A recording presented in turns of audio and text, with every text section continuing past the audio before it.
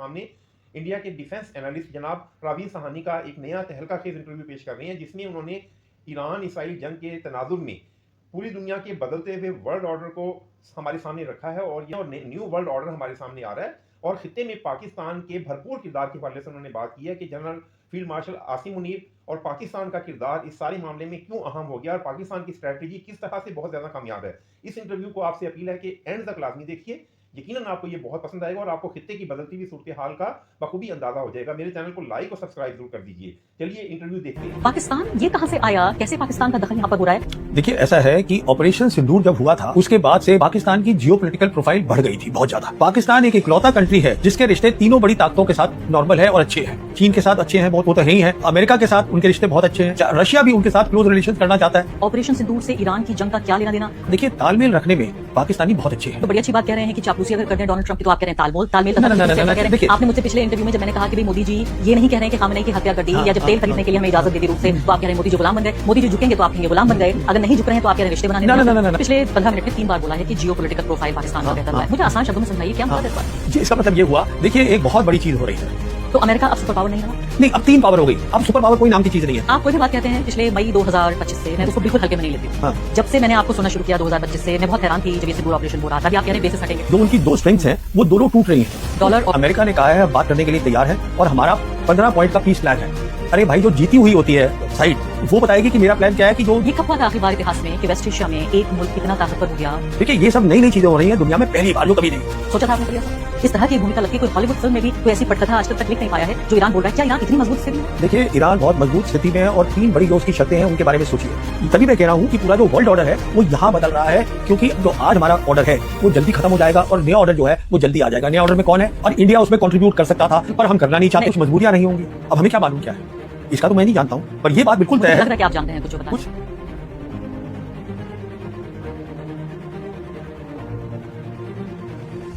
नमस्कार, इस खास पॉडकास्ट में आपका बहुत बहुत स्वागत है। मैं हूं आरफा खानम शेरवानी। इसी मंच, इसी प्लेटफॉर्म पर आप लगातार 28 फरवरी से ईरान के ऊपर जो थोपी गई जंग है उस पर लगातार खबरें देख रहे हैं। अब ये बहुत ही हास्यास्पद एक तरह से स्टेज में ये जंग आ चुकी है, जहां डोनाल्ड ट्रंप इस तरह की उल जलूल बातें और उल जलूल बयान दे रहे हैं, जहां पर ईरान की मिलिट्री ही उनका मजाक उड़ा रही है। लेकिन इस दौरान जो एक बड़ी खबर है, जो मजाक नहीं है, वो ये कि इस पूरे फसाने में जिसका जिक्र नहीं था पाकिस्तान का, उस पाकिस्तान को बातचीत में शामिल कर लिया गया है टर्की, इजिप्ट, ओमान के साथ साथ, कि अब यूनाइटेड स्टेट्स और साथ साथ ईरान के बीच एक तरह की कोई संधि कराने की कोशिश हो रही है, जिस संधि से ईरान इनकार कर रहा है। तो आखिर ऐसा क्यों हो रहा है? दूसरी बड़ी बात कि पाकिस्तान जो भारत का पड़ोसी देश होने के साथ साथ हम उसे तथाकथित दुश्मन देश भी कहते हैं। मोदी जी हमारे खामोश सिर्फ तूफान का नजारा कर रहे हैं दूर से, और उधर हम देख रहे हैं कि पाकिस्तान की सरकार, पाकिस्तान की सेना एक तरह का बड़ा स्टेक होल्डर बन गई है। एक ऐसे इवेंट में, मैं इसको इवेंट खासकर जानबूझ के कह रही हूं, एक ऐसी घटना में जो शायद पिछले 10 साल की सबसे महत्वपूर्ण घटना है। मेरे साथ इन मुद्दों पर चर्चा के लिए इस वक्त बेहद खास मेहमान मौजूद हैं। प्रवीण साहनी जी, आप सबके प्यारे, मैं कहूंगी कि हमारे दर्शकों के दुलारे जो वॉर का जितना एनालिसिस है, मुझे लगता है कि पूरे देश में अगर कोई एक व्यक्ति है जिसको सुना जा रहा है, देखा जा रहा है, तो वो आप हैं। और ये एक कॉम्प्लीमेंट मैं आप किसी से शुरुआत करना चाहती हूँ। लेकिन मुझे ये बताइए कि क्या जंग खत्म हो चुकी है? इससे पहले कि मैं संधि की बात पर आऊं, इज द वॉर ओवर? देखिए, एक बहुत बड़ी फेज खत्म हो चुकी है लड़ाई की, और उस फेज में सीधी जीत ईरान की हुई है। मैं क्यों कह रहा हूं एक बड़ी फेज खत्म हो चुकी है? क्योंकि अगर अभी कुछ बातचीत नहीं हुई तो हम एक खतरनाक फेज में चले जाएंगे। उसमें क्या होगा, ईरान क्या करेगा, स्टेट ऑफ हर्मोज, और ये सब बता चुके हैं कि हम करेंगे, स्टेट ऑफ हर्मोज और रेड सी जो है, पर्शियन गल्फ और रेड सी, वो उसमें पूरा ट्रैफिक बंद कर देंगे।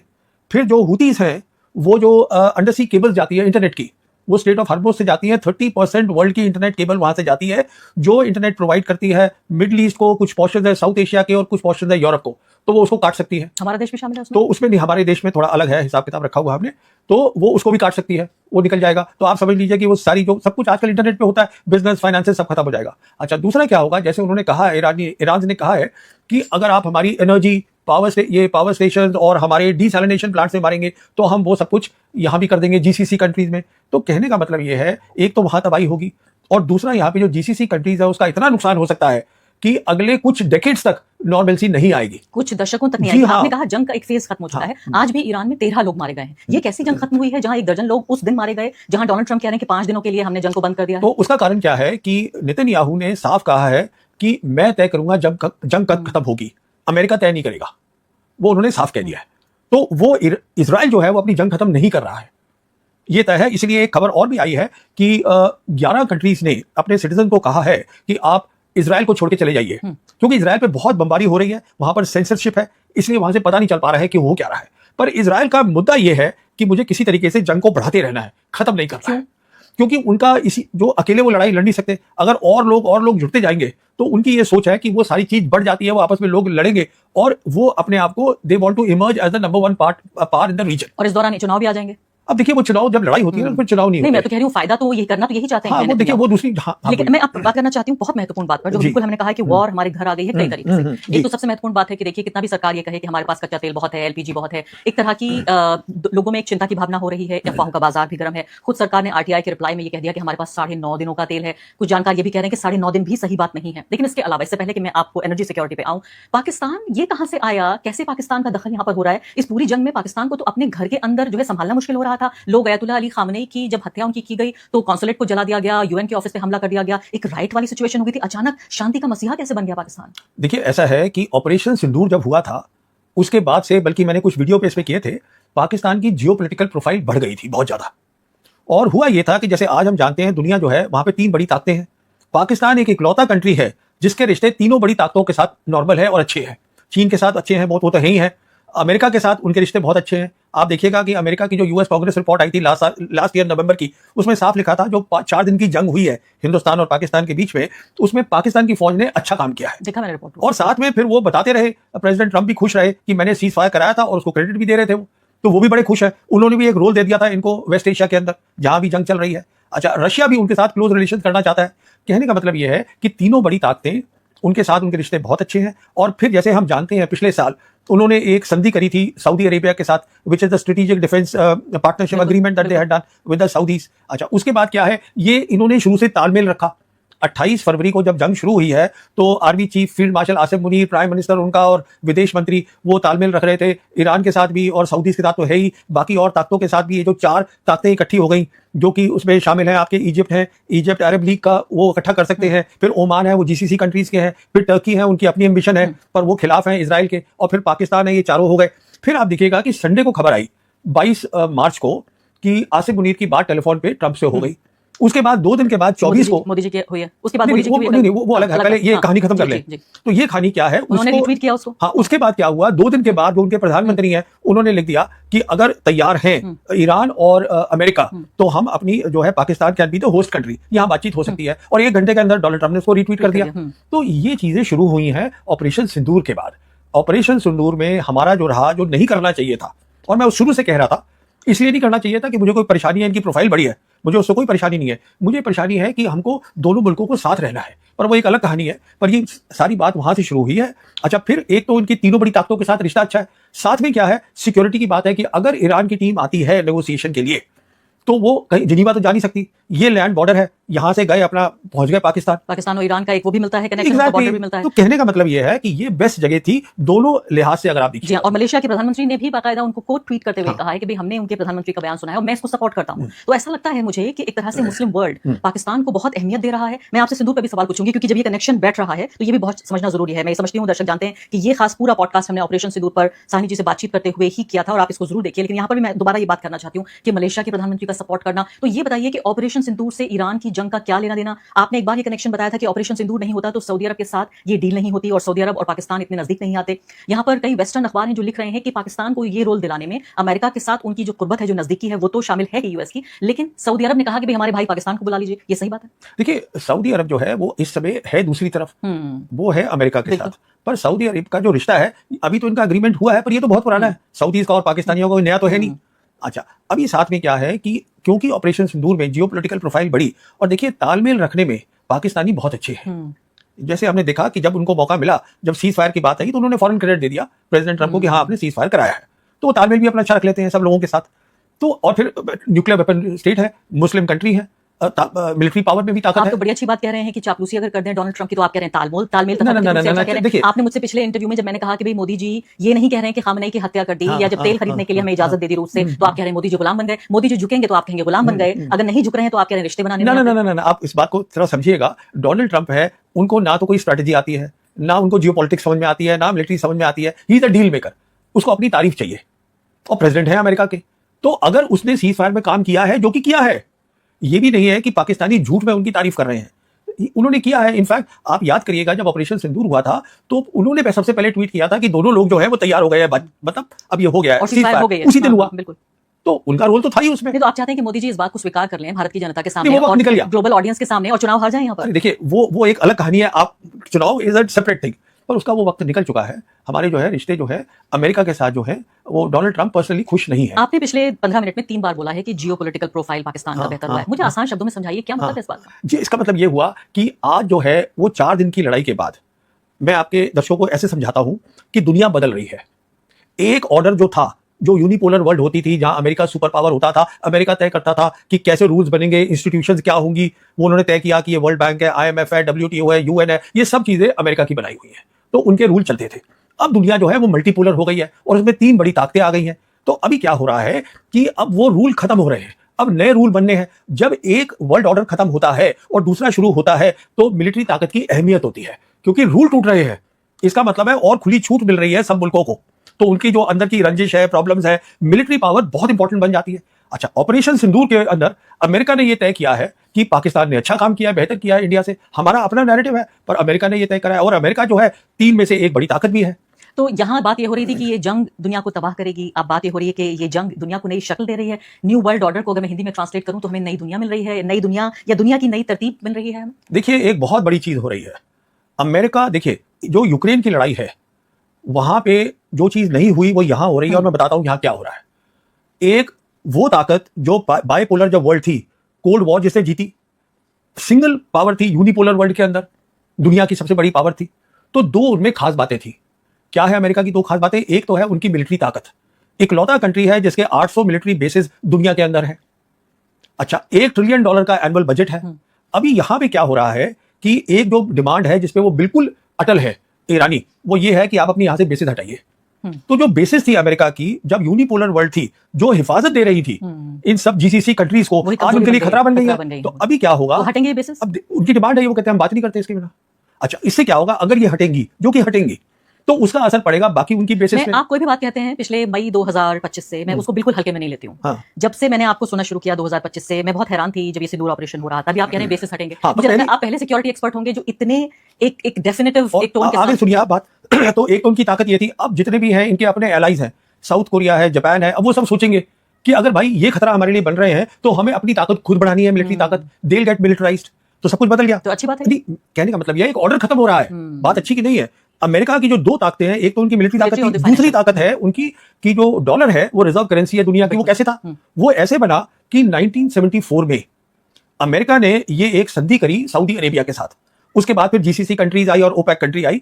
तो डील क्या करी गई कि आप जो अपना तेल है, ऑयल एंड गैस, उसको आप अमेरिकन डॉलर्स में बेचिएगा। ये डील हो गई और हम उसके बदले में आपको सिक्योरिटी देंगे। वो भी खुश कि हाँ ठीक है, ये हो गया। उसको हम पेट्रो डॉलर बोलते हैं। पेट्रो डॉलर क्यों बोलते हैं? कि अगर सारी दुनिया को आज जो है स्टेट ऑफ हॉर्मुज से 20% ऑयल दुनिया का वहां से निकल रहा है, सबको तेल चाहिए वहां GCC कंट्रीज का, इसका मतलब उनके पास डॉलर होने चाहिए।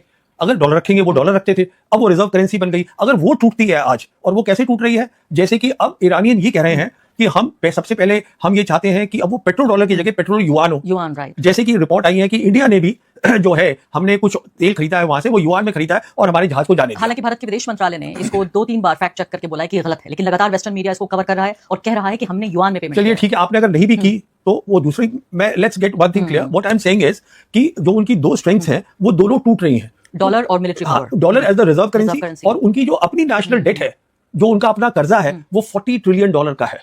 और वो तभी हो सकता है, उसको बैलेंस करा जा सकता है।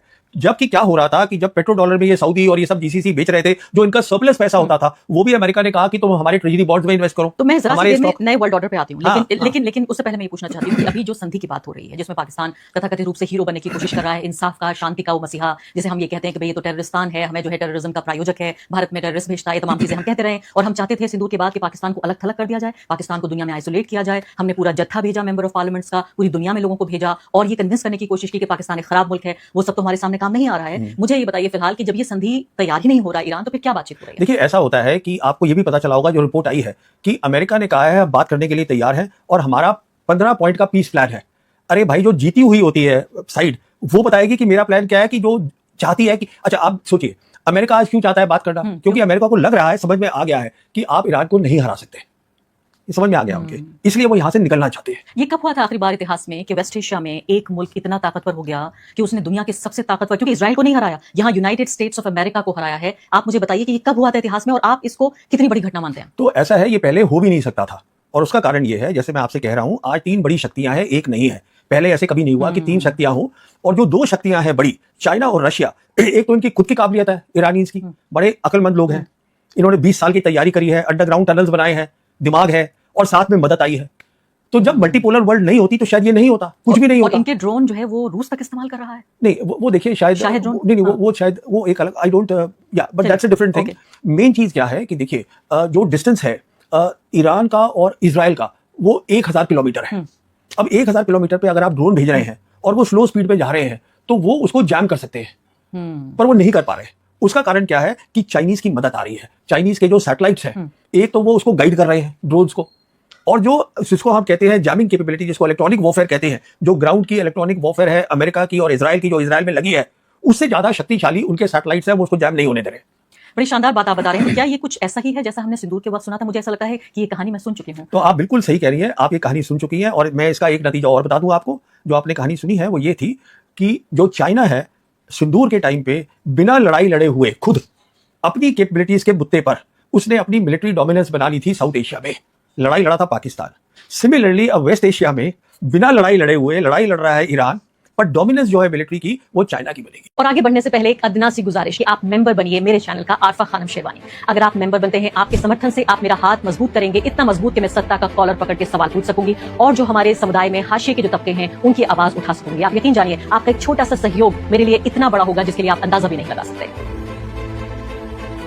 देखिए, ये सब नई नई चीजें हो रही हैं दुनिया में, पहली बार, जो कभी नहीं हुई। सोचा था आपने कभी ऐसा? खैर, सोचा तो था मैंने, पर कभी सोचा नहीं था कि इतनी जल्दी होगा। ये नहीं सोचा था। तो अब इस पूरी जंग में आप, मैं वापस लौटती हूँ फिर संधि की बात पर कि भाई अमेरिका कह रहा है कि हमें ये 15 चीजें चाहिए, लेकिन ईरान ने जो शर्तें रखी हैं वो तो जिस वर्ल्ड ऑर्डर पे मैंने आपसे कहा कि होल्ड योर थॉट, वो पूरा वर्ल्ड ऑर्डर ही बदल देगा। कह रहे हैं कि कभी हमारे ऊपर जंग नहीं होगी, हमारे नुकसान की सारी भरपाई होगी। ऐसा लगता है कि अमेरिकी फौजी जैसे ईरान आके सरेंडर कर रहे हो, इस तरह की एक भूमिका लगी। कोई हॉलीवुड फिल्म में भी कोई ऐसी पटकथा आज तक लिख नहीं पाया है जो ईरान बोल रहा है। क्या ईरान इतनी मजबूत स्थिति में है? देखिए, ईरान बहुत मजबूत स्थिति में है, और 3 बड़ी जो उसकी शर्तें हैं उनके बारे में सोचिए।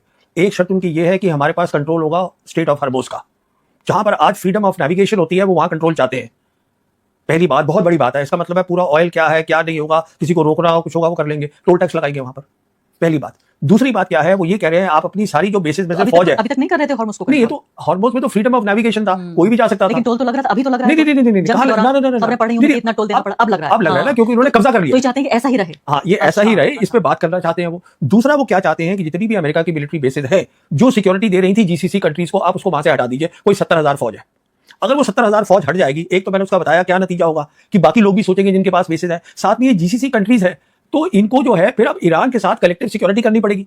तो वो सारी कुछ चीज बदल गई। Iran will become the dominant power in Asia. तीसरी उनकी बड़ी शर्त क्या है कि जो हमारे प्रॉक्सीज है, like Hezbollah is there, Houthis are there, इनको आप कुछ नहीं कर सकते। इन 3 चीजों से, तभी मैं कह रहा हूं कि पूरा जो वर्ल्ड ऑर्डर है वो यहां बदल रहा है, क्योंकि अमेरिका की शिकस्त होना इतनी बड़ी बात है जो यूक्रेन में हो ही नहीं सकती थी।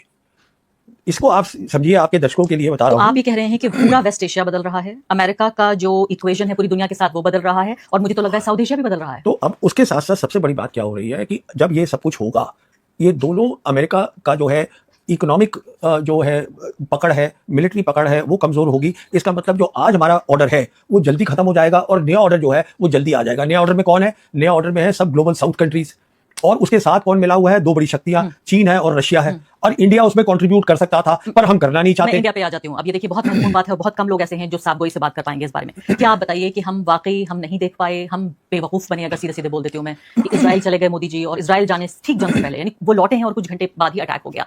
क्या देख नहीं पाए मोदी जी? क्योंकि खबरें तो यहाँ तक छप रही हैं कि बाकायदा जो यूएस के एम्बेसडर है उन्होंने बोला मोदी जी को जाइए इजराइल। देखिए, यहाँ पर कोई बेवकूफ नहीं है, और मोदी जी को या बेवकूफ बोलना तो बिल्कुल गलत होगा। अब कुछ और बातें रही होंगी, कुछ इमोशनल एफिनिटी है, कुछ आइडियोलॉजिकल कनेक्शन है, ऐसी बातें रही होंगी, पर ये मैं बिल्कुल मानने को तैयार नहीं हूं। मासूम नहीं है मोदी जी। अरे देखिए, जो प्रधानमंत्री रहे हैं 12 साल, तो कुछ तो काबिलियत है। तो अगर काबिलियत वो नहीं होती तो फिर कैसे होते प्रधानमंत्री? पर यह है कि कुछ मजबूरियां रही होंगी। अब हमें क्या मालूम क्या है, इसका तो मैं नहीं जानता हूं, पर यह बात बिल्कुल तय है। लग रहा है कि आप जानते हैं कुछ बता रहे हैं। ये बात बिल्कुल तय है कि आंख खोल के काम किया गया है, और आंख खोल के हमने ये तय करा है कि हमें अमेरिका के साथ जुड़ के रहना है। और हमको भी समझ में आ रहा है, ऐसी बात नहीं है यहाँ समझ में नहीं आ रहा लोगों को, हमें भी समझ में आ रहा है कि वो एक ऐसी ताकत है जो ज्यादा दिन तक मल्टीपोलर वर्ल्ड में रहेगी पर धीरे धीरे कम होगा। तो इस संधि के लिए ये हमें लास्ट बात बुलाया आपको बता दूं जी। मैं, हमारी सोच ये थी कि फोर्सिएबल फ्यूचर तक, जो जयशंकर एक्सटर्नल अफेयर्स मिनिस्टर वो बोलते हैं कि अपनी किताब में लिखा है उन्होंने व्हाई भारत मैटर्स, कि अमेरिका जो है वो बड़ी ताकत रहेगा हमारे फोर्सिएबल फ्यूचर में, पर वेस्ट एशिया सारी हिस्ट्री बदल देगा, जियोपॉलिटिक्स बदल देगा, दुनिया का ढांचा बदल देगा, ये किसी ने नहीं सोचा था। तो देख नहीं पा रहे हम इस बात को। नहीं, अब हमें दिख रहा है, आंख खुल रही है, पर हमें ये नहीं दिखा हमें पहले कि हम ग्लोबल साउथ कंट्री है, हम उनके साथ जुड़े। मालूम था हमें, क्यों नहीं करा हमने? क्योंकि हमको लगता है कि जो चीन है वो हमारी बराबरी का है, जबकि वो नहीं है। नहीं, चलिए बात आप पहले भी कह चुके हैं और ये बहुत अहम बात है। मुझे लगता है मैंने पहले भी कहा, इस पे अलग डिस्कशन होना चाहिए चीन और भारत के रिश्तों पर भी। मुझे एक बात बताइए कि जब डोनाल्ड ट्रंप के साथ, अमेरिका के साथ हमारे इतने करीबी संबंध हैं कि वो कहते हैं कि उठ जाओ तो हम उठ जाते हैं, वो कहते हैं बैठ जाओ तो हम बैठ जाते हैं, तेल खरीद लो खरीद लेते हैं, नहीं खरीदोगे नहीं खरीदते हैं। हम शायद बहुत कम देशों में से एक देश बचे जिन्होंने अयतुल्ला अली खामने की हत्या, उसके बाद आप ये देखिए 165 बच्चियों का, 7 से 12 साल की लड़कियों का नरसंहार कर दिया गया ईरान में। वो तीसरी बात, हमारे ही हिंद महासागर में आके 100 ईरानी फौजियों को डुबा के मार दिया गया, हमारे मुंह से एक शब्द नहीं निकला। इससे ज्यादा हम किसी के खेमे में और क्या जाएंगे? उसके बाद भी मोदी जी को क्यों इस संधि के लिए इनवाइट नहीं किया गया और पाकिस्तान को किया गया? नहीं, क्योंकि जैसे मैंने आपको बताया ना कि जो 3 ताकतें हैं इनका भी तो साथ में होना जरूरी है ना। They should be in agreement with the country जो होस्ट कर रहा है। टर्की से हमारे संबंध तो ठीक है, ईरान से हमारे संबंध ठीक है। टर्की ग्रेट पावर थोड़ा ना, ग्रेट पावर जो है वो रशिया, चाइना और अमेरिका तो है। रशिया से तुम्हारे बड़े अच्छे संबंध हैं। देखिए, रशिया को भी हमें लगता है, रशिया एक बहुत समझदार मुल्क है, समझदार लीडर है, वो भी हमसे कोई इतने खुश नहीं है, और उसकी क्यों खुश नहीं है वो भी बता देता हूँ। जब दिसंबर 2025 में प्रेसिडेंट पुतिन यहां पर आए थे स्टेट विजिट में, रशियंस ने खुलेआम कहा था कि जो RIC का फ्रेमवर्क है, जो रशिया, इंडिया, चाइना है, उसको आप रिवाइव करिए, उसको चालू करिए। क्योंकि सोच ये है, जो सही सोच है, कि अगर आप इस फ्रेमवर्क को चालू करेंगे तो तीनों दो तो बड़ी शक्तियां हो गई, और इंडिया जो है 1.4 बिलियन पीपल, बहुत काबिलियत है, लोग काबिल हैं, तीनों जब मिलकर बात करेंगे तो उनकी आवाज जो है दुनिया में सुनी जाएगी। पर हम उसमें नहीं गए क्योंकि हम चीन के साथ खड़ा नहीं होने चाहते। तो ये कहना कि रशिया जो है हमारे से ठीक है रशिया, बट रशिया पाकिस्तान के साथ भी अपने रिश्ते बहुत अच्छे। बहुत हैरानी की बात है, मुझे याद है, मैंने देखा कि जो व्लादिमीर पुतिन हैं, उनका जो स्वागत और सम्मान हुआ, जिस आन बान शान के साथ उनके लिए हमने लाल कालीन बिछाए, रशिया टुडे लॉन्च किया गया, पूरे हमने जो है वो एक तरह से डिजिटल मार्केटिंग जिस तरह से की, पूरे एयरपोर्ट्स पर हमने मतलब जो हमने उनका स्वागत किया, उससे तो ये पता चल रहा था कि दुनिया में हमारे अलावा उनका कोई दोस्त नहीं। आप कह रहे हैं कि वो भी पाकिस्तान से ज्यादा नजदीक है? नहीं नहीं नहीं, मैं ये नहीं कह रहा हूं। जो बड़ी ताकत होती है, बड़ी ताकत में इसलिए बनती बड़ी ताकत क्योंकि उनको पता होता है कि क्या होने वाला है। हाँ, मतलब they understand the chess board what's going on. तो अमेरिका अब सुपर पावर नहीं रहा? नहीं, अब 3 पावर हो गई। अब सुपर पावर कोई नाम की चीज नहीं है, मल्टीपोलर वर्ल्ड है, और 3 बड़ी ताकतें हैं, एक चीन है, अमेरिका है और रशिया है। हम ये समझने को तैयार नहीं है कि चीन जो है एक बड़ी ताकत हो गई है। हमारी सबसे बड़ी दिक्कत ये है, America, China, Russia, these are the 3 great बड़ी बिग तो पावर्स। उनमें से हमारे किससे संबंध थे? हमारे देखिए संबंध रशिया के साथ नॉर्मल है, चाइना के साथ है नहीं, और अमेरिका के साथ, अमेरिका ऐसी ताकत है क्योंकि उनमें दिमाग में एक बू है ताकत की, कि हम जो थे कोल्ड वॉर हमने खत्म करी, यूनिपोलर में हम थे, तो उनका कोई भी रिलेशनशिप जो है वो बराबरी का होता ही नहीं है। तो आप उनके चमचे ही रह सकते हैं, जिसे कहते हैं vessel state of a country. उनकी किसी के साथ भी चमचा, यानी कि आप ये कह रहे हैं कि विश्व गुरु नहीं, देखिए वो that is your interpretation. What I am saying is, ये दोस्ती बराबरी की नहीं है, क्योंकि वो करने के काबिल ही नहीं है। अमेरिका किसी के साथ बराबरी की दोस्ती करना, वो अपने एलाइज के साथ नहीं कर रहे, EU कंट्रीज के साथ नहीं कर रहे, वहां पे प्रॉब्लम पड़ी हुई है। देखिए हो क्या रहा है in the new world order जो बन रहा है जल्दी से, आप देखिएगा कि सारा ग्लोबल साउथ जो है 80% पॉपुलेशन दुनिया की, वो एक साथ खड़ी है, एक जैसा सोच रही है, और जो ग्लोबल नॉर्थ है, जो आज तक बड़ी ताकतें होती थी, वो टूट रही है। EU टूटा पड़ा है, नेटो खत्म हो रहा है, अमेरिका कहीं ये अब इसमें फंस गया है वेस्ट एशिया में, और ये हफ्तों के अंदर हो रहा है। देखिए ना, ये सालों नहीं लग रहे हैं इसमें। देखिए यही बात जो है समझने में लोगों को टाइम लगेगा कि कैसे इस तरीके से पूरा जियोपॉलिटिक्स और दुनिया का इतिहास बदल रहा है, जो सोचा नहीं था लोगों ने। तो इजराइल का क्या होगा? आखिरी 2 सवाल आपसे पूछना चाहती हूँ अब इस सब में, क्योंकि रशिया में कहा जाता है कि भाई इजराइल इतना बहादुर देश है कि वो जो है दांतों के बीच में जीभ की तरह रहता है, इस तरह से भारत में कहा जाता है, और हमारे लिए तो बहुत बड़ा मॉडल स्टेट है वो, कि भाई वो एक यहूदी स्टेट है और हम एक हिंदू स्टेट बनाना चाहते हैं। तो आप ये कहते कहते घूम गए हैं, आप कह रहे थे कि भाई आइडियोलॉजिकल कोई इनकी अफिनिटी है। मुझे लगता है कि प्रेरणा भी वहीं से मिल रही है कि जैसे वो गाजा के मुसलमानों को सताते हैं, भारत में भी मुसलमानों को सताया जाए। अब मुझे बताइए कि इजराइल का क्या होगा? क्या अभी भी वो दांतों के बीच में बहुत कंफर्टेबली? इजराइल की जो पूरा सपना था ग्रेटर इजराइल बनने का, वो तो हो गया खत्म। मैं जो देख रहा हूं, जो सबसे बड़ी ताकत होगा यहाँ की वेस्ट एशिया की, वो ईरान है। अच्छा, हाँ, वो अगर सऊदी अरब नहीं क्योंकि सऊदी अरब का भी तो कंपटीशन रहता है। अरे साहब देखिए, वो वक्त चला गया, वो वक्त ऐसे चला गया। जो सऊदी है, सऊदी के पास तेल है, सऊदी के पास गैस है, अगर सऊदी के पास दिमाग होता नहीं, सोचिए आप, तो सिक्योरिटी भी अपनी कर लेते हैं। फौज तक नहीं है 70 नहीं देखिए, पर वो अभी क्या करते हैं, अमेरिका जाते हैं, आज F-35 खरीद लिया, वो क्या करेगा उसका पता नहीं। सिंस 1970s पाकिस्तान आके उनको सिक्योरिटी देता है, किराए पे लेते हैं उनके फौजी। फिर देखिए ना आप, तो कहने का मतलब ये है कि यही मैं सोचता हूं कि कहाँ ईरानी जिनका इतना दिमाग है और शातिर लोग हैं, और कहाँ ये सारे अरब जो हैं, अगर इनमें दिमाग हो तो मुस्लिम दुनिया का नेता बनेगा एक शिया देश। आप जिम्मेदारी के साथ इसको कह रहे हैं? नहीं, देखिए एक बात मैं आपको और बताऊं इस बारे में, ये इतने समझदार लोग हैं, they don't talk of Shia. अभी जैसे इनकी लड़ाई हो रही है, they are talking of Muslim. देखिए ना, ये इस बात को समझे। एर्दोआन भी भनक लग गई उनको। एर्दोआन ने कहा कोई सुन्नी शिया नहीं है, सब मुसलमान हैं। तो कहने का मतलब ये है कि वो समझ रहे हैं इस बात को कि मुस्लिम वर्ल्ड को एक साथ लाना है, उसको तकसीम नहीं करना है। ये एक बहुत बड़ी ताकत लेकिन है। ये तो सेक्ट जो है, ये तो बहुत बड़ा डिवाइड है, इसको कहने भर से खत्म थोड़ी हो जाएगा। नहीं, अब ठीक है वो नहीं होगा, पर कम से कम जो हमारी जियो पॉलिटिक्स है उसमें तो खत्म हो जाए या कम हो जाए। पर वो तो तभी कम होगा ना अगर जैसे सऊदी जैसे देश है जिनका में पैसा है पर वो पेट्रो डॉलर पे लगे हुए हैं, इनको पता ही नहीं चल रहा है वो क्या रहा है जो है। अब इनको समझ में कहाँ आ रही है इसको बातें। एक क्लैश ऑफ सिविलाइजेशन भी कहा गया, क्योंकि इस तरह से आप ये देखिए कि अमेरिका में भी जो लोग तय कर रहे हैं, चाहे वो ट्रंप के दामाद हों या और दूसरे लोग हों, वो सब यहूदियों को चुना उन्होंने इस वॉर के फैसले लेने के लिए कि एक ये यहूदी धर्म और इस्लाम के बीच की लड़ाई थी, जिसमें क्रिश्चियन वो भी बहुत ही कन्वेंशनल, आप जानते हैं रेडिकल डोनाल्ड ट्रंप का जो पूरी पॉलिटिक्स है कि ये 3 धर्मों के बीच की लड़ाई थी। ऐसे में अगर ईरान को आप विजेता डिक्लेयर कर रहे हैं तो क्या इसको ये भी माना जाए कि कोई धार्मिक सुप्रीमेसी हो जाएगी? नहीं देखिए, ये सब क्लैश ऑफ सिविलाइजेशन ये सब वेस्टर्न सोचे हैं, आप उसको छोड़िए, आप रियल वर्ल्ड में आइए। रियल वर्ल्ड आज ये है कि ईरान को मदद कर रही है 2 कंट्रीज, समझे ना, चाइना और रशिया, जो बड़ी ताकतें हैं। तो वो थोड़ा कि वो मुस्लिम है दोनों। लेकिन ईरान का पूरा मैसेजिंग देखिए, इस पूरी जंग में उनकी पूरी मैसेजिंग है करबला, आशुरा, अरबिक की आयतें पढ़ रहे हैं, फारसी की बात हो रही है, और जो लोग भी आ रहे हैं नारेबाजी, क्योंकि देखिए वो तो एक पूरा धर्म पर आधारित देश है, उसको एक कोई डेमोक्रेसी तो नहीं कहा जा सकता। किसको? मतलब मैं कह रही हूँ उतनी फंक्शनल डेमोक्रेसी ईरान नहीं है, एक थियोक्रेसी है, यही कहा जाए। नहीं, देखिए ये चीजें ना, ये सब वेस्टर्न बातें हैं। आप देखिए, कहने का मतलब ये है कि they are functioning well as a government, काम चल रहा है ना उनका, ठीक है। आप बोलिए थियोक्रेटिक स्टेट है, मतलब अनइलेक्टेड सुप्रीम लीडर पूरे गवर्नमेंट के ऊपर हावी रहते हैं वो। देखिए इन्होंने कैसे डिसेंट्रलाइज किया कमांड को, अपने पूरे स्ट्रक्चर को, है कितने लोग मर गए तभी ये लोग काम कर रहे हैं। देखिए जब आपकी 5 या 7 हजार साल पुरानी सिविलाइजेशन होती है तो वो उसमें कई चीजें आप सीखते हैं और जो नेक्स्ट जनरेशन को पास होती हैं, तो इसको एक वो थियोक्रेटिक स्टेट है, ये बात मान ली। पर ये कहना कि ये everything is about Islam is not correct. Intelligent people learn a lot over this because of their civilisation, they understand geopolitics. और आपको सबसे बड़ी बात है जो आपको मालूम है कि एक चीज जो इनके पहले लीडर थे, जब 1979 में रेवोल्यूशन हुई और खमीनी साहब पहले लीडर जब आए थे, उन्होंने एक बात ये बोली थी कि यहाँ पर एजुकेशन होगी। ये बहुत बड़ी बात थी।